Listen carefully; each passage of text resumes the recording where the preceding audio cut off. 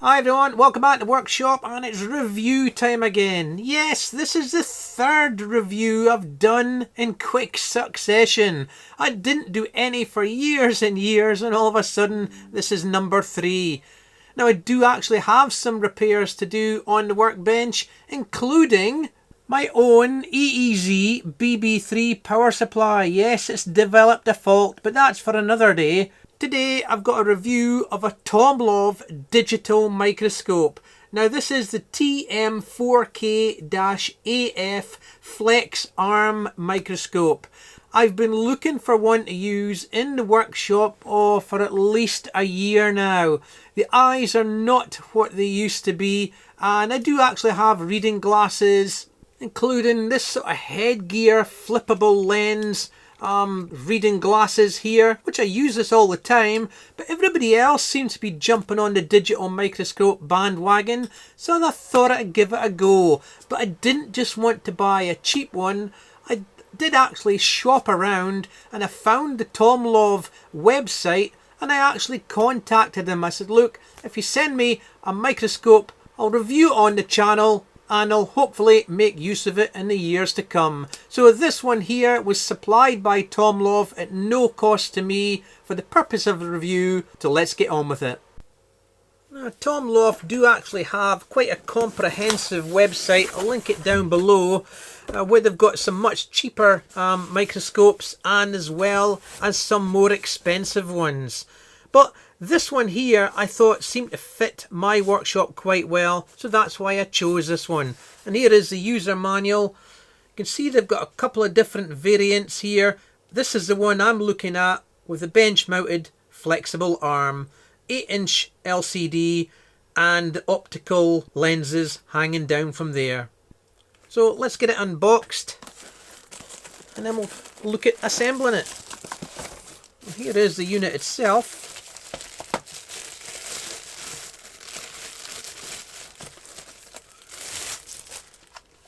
A nice sizable screen. There's got a couple of LED lamps that you can position on either side, and a bunch of buttons in the front. I'm sure we'll get into that. And the lens itself underside, and looks like there was some LEDs there as well, a ring light of sorts. Let's see what we've got in here. That looks like the holder as well, a part of the stand, the flexible arm there. Looks like you can wind up and down to manually focus or manually set the lens height there. Cleaning cloth, adapter there, USB powered, USB cable, USB-C, and looks like we've got an HDMI cable here. Yep, mini HDMI to normal HDMI by the looks of it.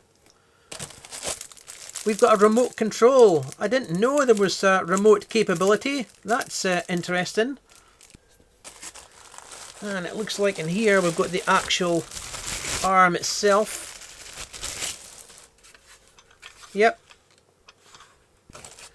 And the various brackets for it as well. Stand.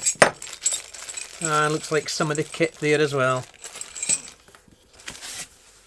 You don't just get that, you actually throw in this desk mat here. I've never really used one of these before. I've seen plenty of other people using them with these little compartments that you can lay screws in or anything else. Looks like part of it's magnetic. You've got some little liftable lids here.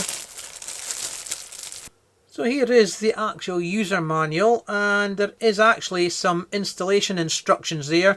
There's actually 4 pages there, from the clamp all the way to installing the arm, the actual camera holder itself, tying in the cables and tidying it up. It's got a section here, how to install the flex arm stand. Yep. And the actual desk clamp itself looks like you've got 2 positions. For those deep, sort of thick desks, you would probably use that position there, or much thinner desk, looks like you can use that position there, and of course the clamp will go up through here. But my bench is quite thick at about 40mm, so I think I'll use that one here. Screws in from the back.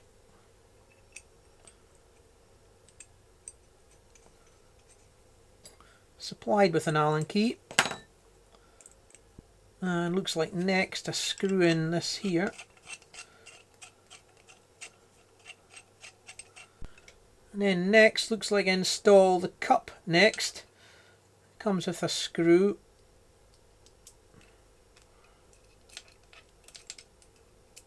Phillips screwdriver down through and give it a tighten. There we go. The next thing to add is the top pad, and that's actually quite big, and that goes over here, and there's a large screw goes down there, and it comes with a bigger Allen key to tighten that up. There we go.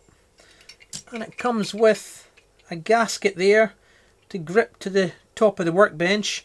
Sticky back so I can peel that back and mount that. Perfect. So the next thing to do is mount this to the actual workbench. Now I can't position this at the back of the workbench over there because I've got no access down the back to mount it, and my workbench is too deep anyway. And of course I can't mount it at either end, the workbench is too long. So for now I'm actually going to mount it here on the front of the workbench. But I do actually have some ideas later on to possibly mount it elsewhere. But we might come to that later on. For now, let's get this attached to the workbench so we can start building up the flexible arm.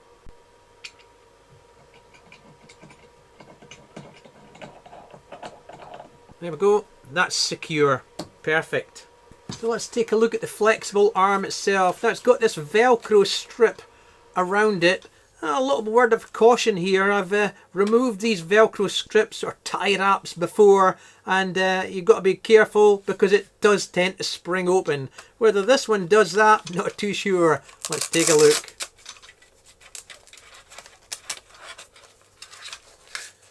No, this one didn't. Oh, there we go.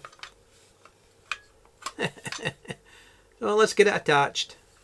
So it looks like we've got some sort of bayonet fitting on the underside there. You can see it here, and there's an Allen key there just to give it a little bit of a tighten. Obviously going to mate up with this groove here. So let's try it out and get it installed. Now in actual fact I was expecting that to be a much looser fit, but it's not. There's virtually or no free play at all in that without even touching the Allen key. Now I've put back on the Velcro strip, not because the instructions said to, I just wanted to make it a little bit clearer for you guys to see this end here, because we need to install the actual focus and height mechanism here. Now to mount this, the actual bracket here is actually threaded, and so is the other end of this arm here, with a locking screw here which you obviously turn up to lock it to the actual bracket. Now the instructions give two different ways of actually mounting this. You can do it from the underside or you can do it from the top side. I think I'll go for the bottom side at the moment, but Murphy's Law, I'll end up changing that. So let's get this screwed in. It looks like you just sort of screw it in there if I can.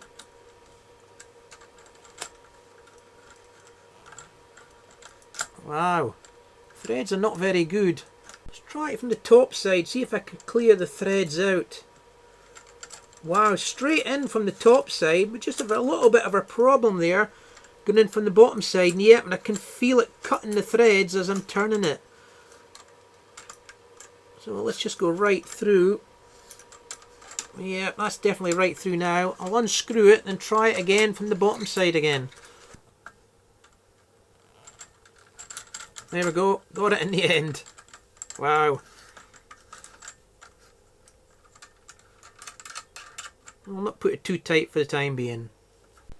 Next, it's asking to install the actual microscope itself. So I'll wind it right up the top and we'll bring in the actual microscope and the LCD, and I'll unscrew the two thumb wheels there and drop it down a little bit more.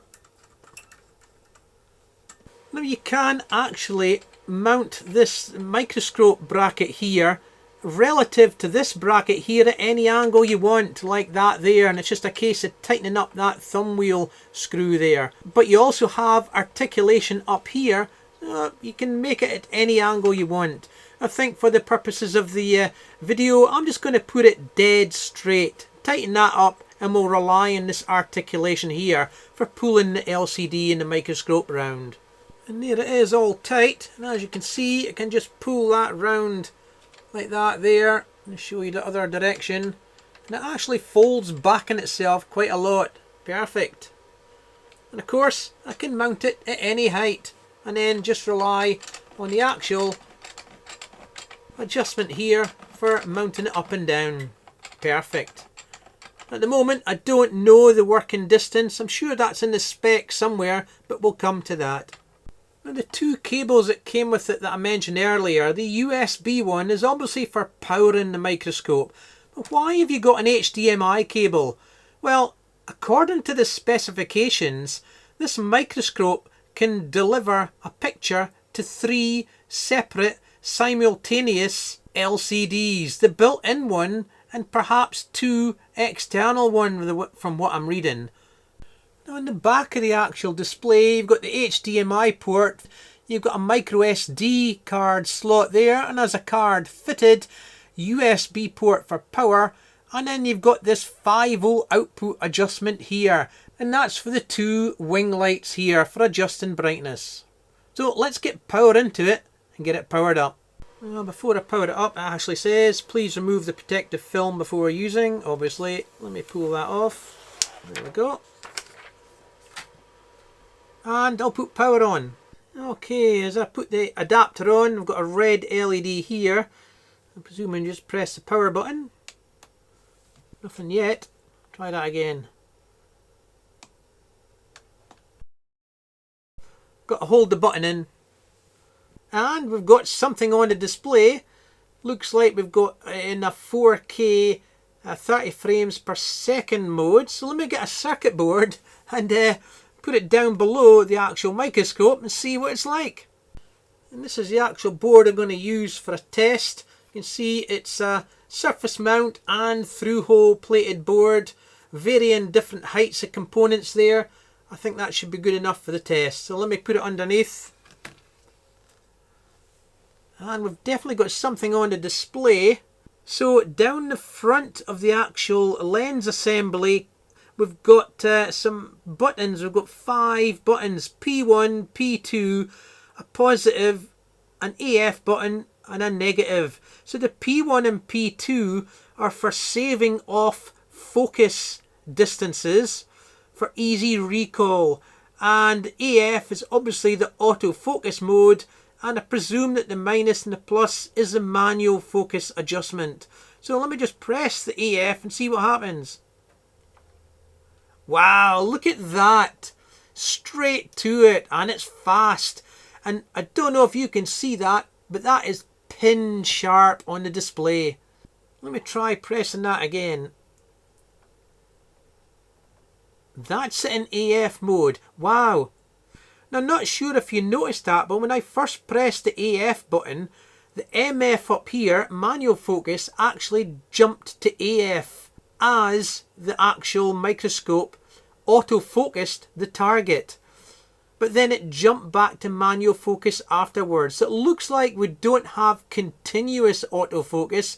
You just have it as long as you press the button.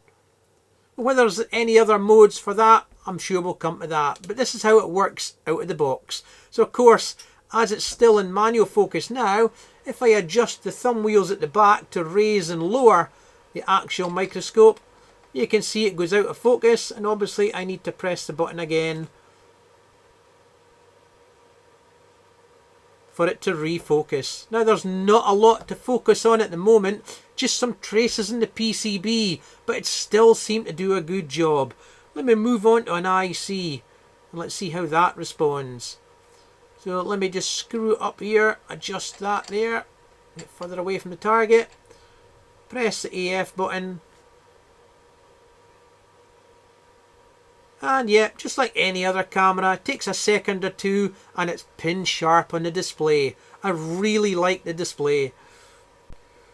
Looking at the actual display itself, you can see you've got the SD card information here. I've got 58.5 gig free of 58.5. So yeah, nothing on it yet. And looks like we've got some image numbers here. None taken so far. So 0 out of 3524 available at that SD card size. Down this left hand corner here, we've got we're on USB power, so we've got the adapter showing there, so we've got DC coming in, and we're on a 52 megapixel camera setting at the moment, 4K 30 frames per second, and manual focus as I mentioned earlier. Now before I get into the menus and explore everything that the actual microscope's capable of, let's try the remote control just very quickly. So we've got a tab here. Obviously you pull that out to engage the battery, which is obviously pre-installed. There we go. And let's just try, well, this time turning it off. Yep, Tomlov, more than a microscope. And I'll try powering it up again. Press and hold in the power button there. It doesn't look like you can power it up from the button on the remote control. Looks like you've probably got to power it up here. There we go. And the boot time's actually quite quick. Let me just autofocus that. There we go. Now in the actual manual itself, it does go through, basically they call it a parts description, once you have it all assembled, and you can see the buttons on the front of the LCD there, and there's our meaning, and on the lens assembly there, as I mentioned earlier. And of course we've got the remote control as well. Now one thing that wasn't immediately apparent to me when I first powered it up is the fact it's got a battery inside it. It's battery powered.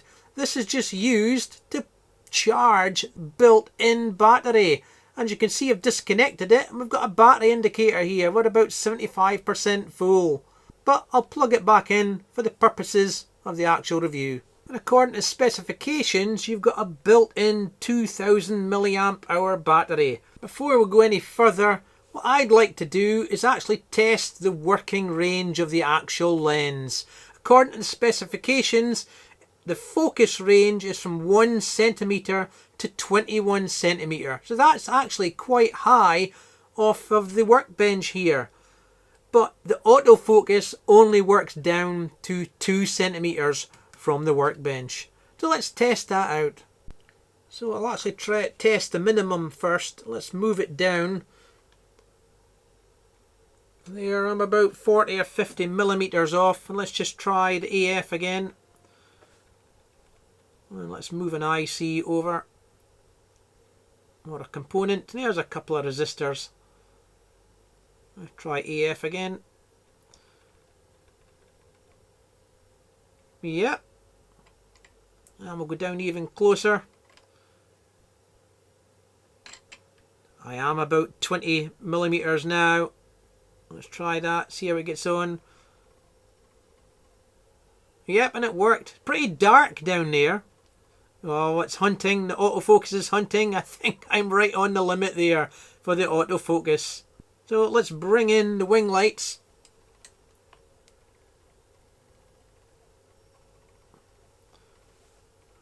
There we go, that's much better. And we're still in AF mode at the moment, so let me just raise it up a bit. I think I seem to have put it in a continuous autofocus mode, unlike what it was when I first powered it up. Yep, I'm in a continuous autofocus mode. That's brilliant. Let's try going right down again. Let's see if it'll work below the 20 millimeters. Well, it did actually work, and I'm just about the 20 there, I think. And yes, you can see it hunting. But because some good display of that actual solder joint there. In actual fact, it doesn't look too good. And let's try the other end of the range there. Let's try lifting it up to around about the 21 centimeter mark. And that's around about 21 centimeters there. As you can see, AF mode, actually perfect. Now if I just adjust it down, let's see how fast it reacts. Pretty good. You can see it hunting as it zooms in there and gets perfect focus.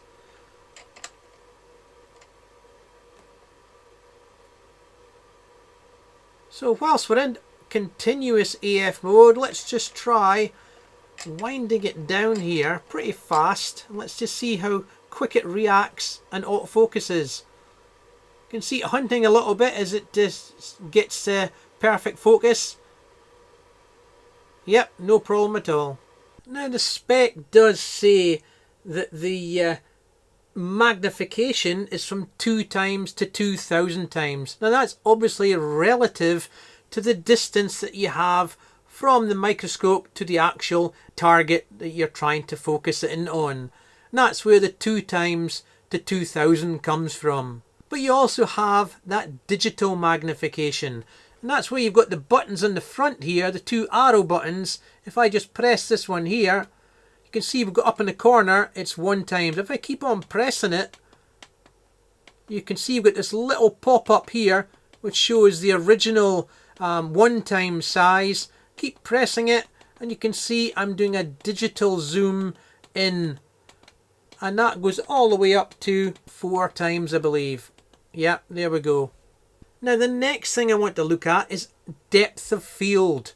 What sort of range does a microscope have at the top and bottom ends of that 1 centimeter to 21 centimeter range? Well, of course, when you're working with electronics, you can see I've got a wide variety of height of these through-hole components there, these capacitors sticking off of the board, all the way down to the SMD components. So you've got quite a range there. So let me put it back under, and let's just target the PCB again. Now as you can see, I've got this capacitor here and the surface mount resistors, etc. on the actual PCB. Now the autofocus is actually picked up on those resistors, so they're perfectly in focus on the display.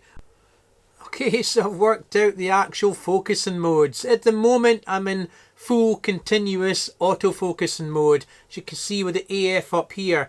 But if I just single press the AF button there, you can see it re-autofocused. You've got a little window that came up there. Let me just do that again. There it is there. So that's the focusing box there, and that's where you need to target your device, whatever you're looking at, in that area if you want it to autofocus. But if I hold the AF button in and release it, you can see it jumped to manual focus mode. And that's where it was when I first powered it up. You can use the positive and minus buttons there to set the focus, or one quick tap on the AF button makes it focus and then goes back to manual focus mode. So that's how it was when I powered it up. So let me just put it back into full autofocus mode. There it goes. And again, whatever's in the box there, that will be where it focuses. So before I take a look at depth of field, let's just go over to this capacitor here, bring that into the center, and let's just try autofocus on the top of it. So I'll just move the off camera there, the actual circuit board. And you can see the top of the capacitor there is now perfectly in focus, and everything else has gone out of focus. So let me try and find something on the board that's not entirely SMD, something that's got a little bit of height to it, and let's just see if we can find out what the depth of field is at this focusing distance that I've got here, which is round about 18 centimeters. And there is a SATA connector, and it's perfectly in focus, and the SMD components round about it are almost in focus. So I think I'm right at the limit of that depth of field range. And taking a look at the actual circuit board, there is that SATA connector there that I was focusing in on at about 10 millimeters. But that's fine at 18 centimeters. What's it going to be like when we're a lot closer to the circuit board. So let's wind it down and get that lens right down onto the circuit board. And there is some surface mount components there, a couple of capacitors, and if I move the board and just bring that SATA connector back in, there it is filling the screen, you can see it's having a hard job trying to focus in on it. So the depth of field is a lot smaller the closer you are to the circuit board.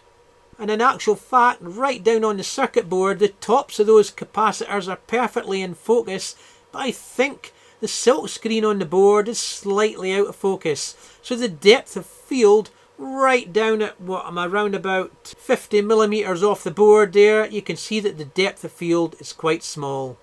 But of course, you can move the actual display up a bit, the microscope up a bit, and if you wanted to, use the digital zoom to bring it back down to zoom it further into that capacitor there, and you should have everything else in focus. At this distance here, I'm around about 10 centimeters, everything's in focus. So let's try it. I've got about 40 millimeters off the PCB there. As you can see, this capacitor here, the top of it's in focus, but the bottom of it on the circuit board, that silk screen there, and the bottom of that solder joint is not in focus. In fact, every now and then it's hunting just as I create shadows across the circuit board. So let's try zooming out, refocusing, and then using the digital zoom to bring me back in. Then I'll use the digital zoom.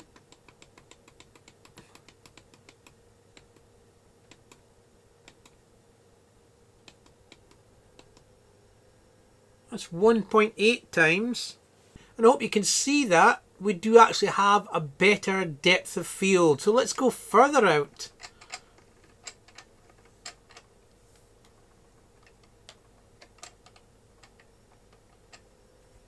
And we'll just increase the digital zoom.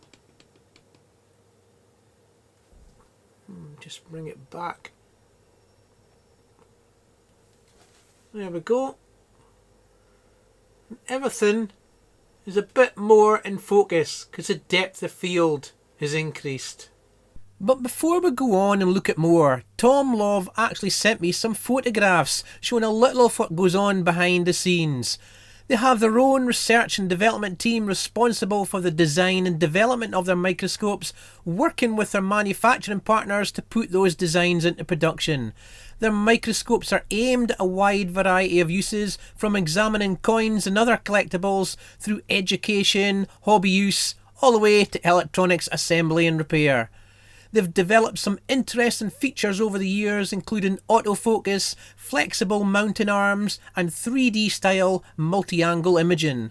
These photographs show some of the manufacturing and assembly processes, including production of the PCBs using their pick and place machines, PCB installation, and final product testing before the microscopes leave the factory. Okay, so next I'm going to take a quick look at the menu system. I'm not going to go through every single option. I'm just going to bring them up, go across the various pages, and let's have a look and see what we've got. Okay, pressing the menu button here, we've got 5 icons. The first one is just to exit the menu. I think we can use the arrow buttons to go along. Then we've got a playback. We've got an image menu, one of 2. For things like automatic exposure mode, image brightness, white balance, autofocus mode, whether you want color, black and white or negative, wide dynamic range mode, contrast and saturation. And I think we can go down into that and page through it and get to the second. Yep. Then we've got the image sharpness, mirror, flip the image, set the frequency or return. So I should be able to go down there and return. And the next one is the settings menu. It looks like you can set a shortcut, possibly for one of the buttons.